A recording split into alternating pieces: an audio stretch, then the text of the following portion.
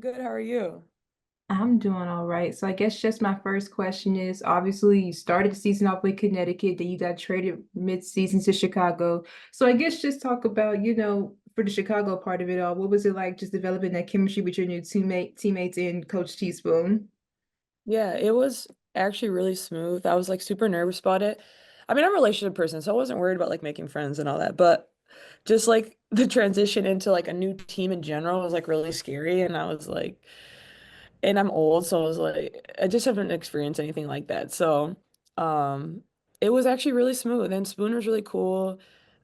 We had like good conversations right off the jump of like her expectations, which is really helpful as a player because you just kind of want to know like what the deal is and what she wants from me. And the girls were great. It was really easy, and I'm really grateful that it was that smooth. All right. And then my final question is, do you have any plans for the off season as far as playing basketball overseas or just relaxing?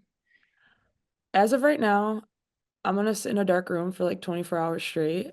No, but I mean, maybe, but I'm gonna take some time off and just chill. I haven't really had a chance to. I've been going from like coaching to playing like nonstop. I haven't gone on vacation in years, so I'm gonna relax, see family, see friends, and then I'm thinking about possibly going overseas second half, maybe do AU. I don't know. I'm gonna just let things fall into place the way that they're going to, but I'm gonna make that decision closer to the holidays. Well, whatever you do, have a good off season. Thank you. We'll go Carly, then Alyssa. Sorry. Hey Rachel, how are you? Good, how are you? I'm doing good. You kind of spoke on it, you coming in the second half of the season with a trade and everything, but with your limited time that you had in Chicago, how would you evaluate Spoon's first season as a head coach in the WNBA? Um, Honestly, like I admire the how much she was able to deal with the adversity of this season. Just from when I got here, I don't know anything prior to, but when I got here, it was just I feel like everything that could happen happened. Like what, three starters went out. There was a lot of sickness, a lot of injuries. I mean, there's a lot even more behind the scenes that people don't even know about. So I know that's difficult. I can't even imagine like having to try to navigate that. And we had what, eight healthy bodies yesterday or like the last two games with two post players. I don't know. It was crazy. I've never actually experienced that in my career. So I really admire how she dealt with it and how her staff dealt with it. They handled it super, super well. And we were just like, well, let's just go ball and do our best. So um I'm really thankful for how she handled those situations. And then, you're one of the few people currently that are going to be returning next year on contract. From what you just saw in the second half of the season, what are some things that you believe that this team can improve on heading into 2025? Yeah. I mean, I'm really happy that we have this experience together. Like, especially the rookies have that year under their belt. I think you're going to see a big jump from them because that first season's always really hard. I think personally, defense is going to have to take another step, another level. I think rebounding was probably the highlight of this season when you have two monsters inside. Um, So that part we're gonna just continue to do. But I think defense is gonna be big. Like you see, a lot of the teams at the top of the league are the teams that are defending, and being disruptive. And I think we just have to do a better job of doing that consistently and just taking it to another level. And I think consistency is gonna be a big word for us next year of like doing everything consistent.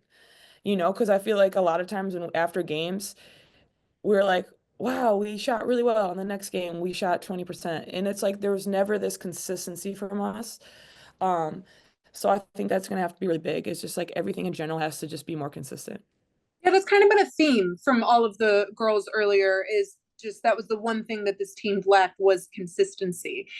Heading into what could be a whole brand new team again next year, how do you find that consistency with players changing in and out on rosters all the time? Yeah, I mean, for me, like I think it's gonna start in training camp. I'm really happy that I'll be able to come in during training camp this year and establish that really early. That's something that I think I could really bring as a vet is just to be able to set the standard from day one. And I know a lot of us that won't be overseas right away are going to work out together this off season.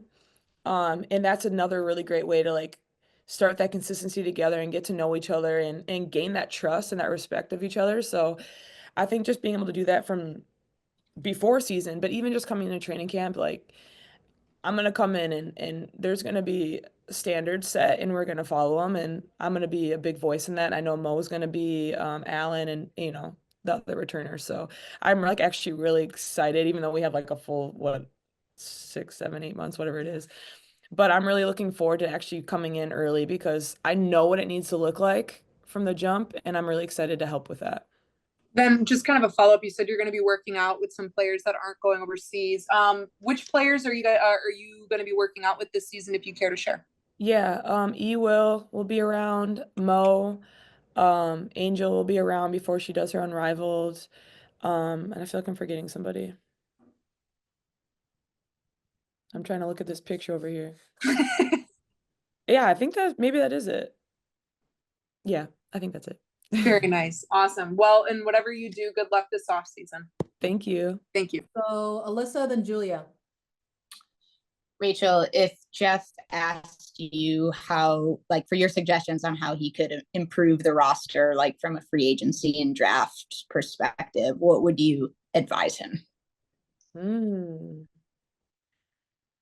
I'd probably say I'm trying to think like kind of what our roster looks like.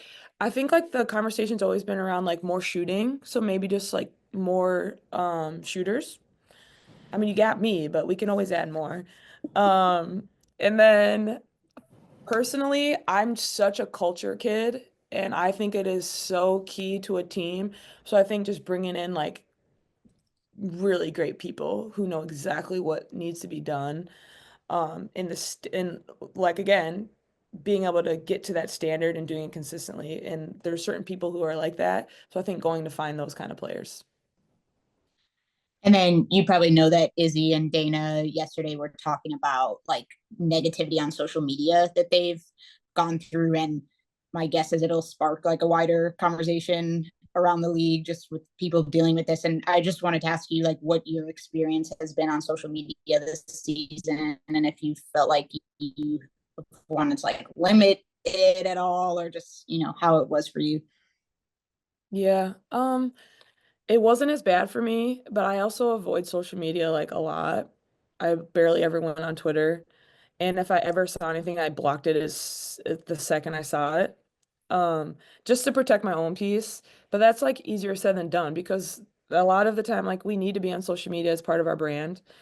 Um, I'm I don't know. It's so hard because it comes with like the landscape of this. Like our job is so public, so everyone thinks they like get to like have an opinion on your life. Um, it's really unfortunate, but I do realize it's kind of part of like the growing of the game, but I just don't understand like any of like the hate and the racism and all the other stuff that comes along with it. Like I just could never grasp that. I can't imagine ever going on social media and saying that about anybody. Um, but yeah, I don't know. It's so hard because I know it's gonna come with like the growing of the game and people are watching us more. But I feel for people who are just being attacked constantly, just trying to do their job. You know what we should do? We should like have a day where like we go into other people's jobs and we go watch them like and watch them do their spreadsheet and be like, that's wrong, you know, and like just roast them just one day. Um, yeah, just like real quick. I don't know, but I do realize it's part of our public job and other jobs deal with this too. So it sucks. It really does. Social media is tough. I turn off my notifications. I barely look, but I'm old. I don't know. I know you were talking about like wanting to set standards from the beginning next year. Would you ever consider like standards around social media? Like, I don't know exactly what that would look like, but maybe like social media cleanse day before a game, or I don't know, any like ideas like that. I mean, I think that's a great idea. Like, I think some people would love that, but then also like you have like the Angels and the Camilas who like need to be on social media for their brands. So it's hard. Like I didn't grow up in that like where social media was like huge in that sense. And I truly don't care. Like I don't want anything to do with it. But I realize like a lot of people make a lot of money off of it and they have to do it. So that's hard. I don't know, but I'm all for it. And especially if it's affecting your mental health, like don't do it. Just turn, I don't know. But I realize it can affect your money too. So what do I Well, know? Rachel, if you ever want to come like criticize us as we do our media jobs, you're welcome to. No, I don't. I don't want to. I really don't. I would never do that, but it'd be kind of like funny, right? Just for like a day. Thank you. You're welcome. All right, we'll go Julia, then Andy. Hey Rachel, how's it going? Hi, good. How are you? Good. I wanted to go back to the consistency point a little bit. I'm just curious, do you feel like that is something that comes individually from players? Is it a coaching staff thing? Like, what do you think is kind of the source of where that might be coming from? I do think it's all of us. It definitely starts at the top. Like it really comes from the leaders of the group. You know, you got to have that from your coach, for your GM, and it trickles down from your captains and all that. So it really is a group thing. But you want to see it from the jump, from your leaders right away, and um, that's what's going to happen next season from the start. No doubt. I have no doubt about it. And um, like I said, that's why I look forward to it. But I think we all play a role in the consistency for sure because you have to do the right things every day. You got to rep things the right way every day. That's how you get great at it. So we all have to do it. And then as someone coming into this offense, specifically midseason, you've played under different coaches throughout the WNBA. How do you think, specifically with the issue that this offense had sometimes getting in motion and just kind of moving the ball, not getting stuck, how do you think this team addresses that in the off season to try to kind of start on a better foot with that next season? Yeah. I don't know if it will, like, if you're talking regarding like free agency, I don't know if that's what do you mean in that sense? Both Um, free agency and just like tactically, maybe some things that Spoon could install leading into next. yeah. Okay. Yeah. Like, there's always going to be plays. There's different ways you can go about it. Like, there's different like sets that you can run that help keep the ball moving. And going into next season, like we always talk about like point 0.5 basketball, like you should only have the ball in your hands for 0.5 seconds before you make a decision. So I think just like continue to like integrate that into our offense. But like I said, like that's going to start in training camp mostly. Obviously bringing in free agents who understand that concept and have a high IQ might be helpful. Um, and then maybe skewing some of the offensive sets could help with that. But I truly think it's just going to come down to training camp and repping, moving the ball, and making the right reads and doing that every single day. Awesome. Thank you. Have a great off season. Thank you. We'll finish with Andy and Mike. So we'll go Andy. Hey, Rachel, how's it going? Good, how are you? I'm not too bad. Thanks for asking. Good. So looking back at your time this year, obviously you had time split between Connecticut and here. And looking back at your numbers, like your offensive numbers took a big jump up once you got to Chicago. And I was just curious if you thought there was any specific reason, whether it's like a strategic thing, a mental thing, something else going on the court, off the court that you think contributed to that growth in your offensive output. Yeah, I would say I think I played more minutes. I had to have played more minutes. I think that helps. You did, yes. Yeah, okay. Playing more minutes always helps. You know, you're on the court, you get into a groove, you get into a rhythm. I also think like my role here was a lot different. Spoon kind of just let me rock out and just like shoot it whenever really. I had like the ultimate green light. And I had that in Connecticut, but like I said, my minutes were like inconsistent um and the offense was different. Like I wasn't always even really an option, I guess. So here I felt like I was getting stuff run for me, so that was really fun. But I would say that was probably like the big contributing factor is just like my minutes and my role. Yeah, yeah. And continue on with that, you and I spoke mid-season about when you first came to this guy and kind of how you're fitting with the locker room, and this is an environment you want to be in, with everything that went on towards the end of the year, and you're one of the few returning players. I mean, is this still a locker room environment that you want to be in? It sure seems like it. Yeah, yeah, absolutely. I mean, I had a blast. I really enjoyed everybody. Like the locker room was fun, and it wasn't like that wasn't like a huge issue for us or anything because you've everybody's been in locker rooms that aren't great, and that wasn't an issue for us. So I look forward to it. I look forward to the people who are coming back. I'm excited to see who else is going to join us. And yeah, I mean, it's going to be fun. No matter what, it's always going to be goofy and weird in there. So I look forward to it. That Wait. sounded not weird. I knew not what you weird. meant. Yeah. Thank you, Rachel. You're Andy, welcome. we'll end with Mike. Hey, Rachel, appreciate the time. I was wondering for you, obviously, you've been a part of different organizations and you've been a part of playoff basketball. For this team specifically, obviously, there's 2 first-round picks in 2025 and free agency is yet to be seen. But How close do you think this roster is from a culture perspective with Teaspoon and Jeff putting this team together from playing legitimate playoff basketball? I think we're really close. I think you got to see good glimpses of it. Um, Especially with how crazy this season was, you still were able to see like really good moments of it. Um, Once again, next year we're probably gonna be pretty young. Um, but I mean, that's okay. It's like youth is gonna be fun and we're gonna have a lot of talent. I think we're right there. Like I said, it's gonna have to start in training camp. It's gonna start right away. It's so hard to say because I don't know who's coming and I don't know what it's gonna look like, but I do know the people who are returning and my conversations with Jeff and with Teaspoon, we're gonna come in a certain way from the jump. And it's gonna be really good. And then my last one for you is, this off season, obviously you came into this situation knowing you just had the green light, but what is something that you want to work on this off season specifically to add to your bag that we might not have seen in 2024?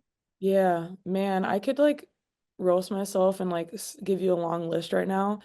But I really want to be able to show more of like my mid-range game. Like I feel like I used to do more of that and I kind of got away from it because I do love shooting threes so much. Um, but I think I want to show my floaters. I'm actually pretty good at floaters, but I need to continue to work on it to have that confidence. So I want to be more of like, I wouldn't say a three-layer score because I'm not getting to the rim like that. No. Um, but maybe a little bit. But I really want to work on my mid-range and show that and ball handling and all that. Carly's killing me up there. You just making me laugh. It's a comedy show in an exit interview. I'm here for it, Rachel. It's just Rachel. Thanks, Rachel. You're All right, welcome. thank you, Rachel. Thank you guys. Thank you.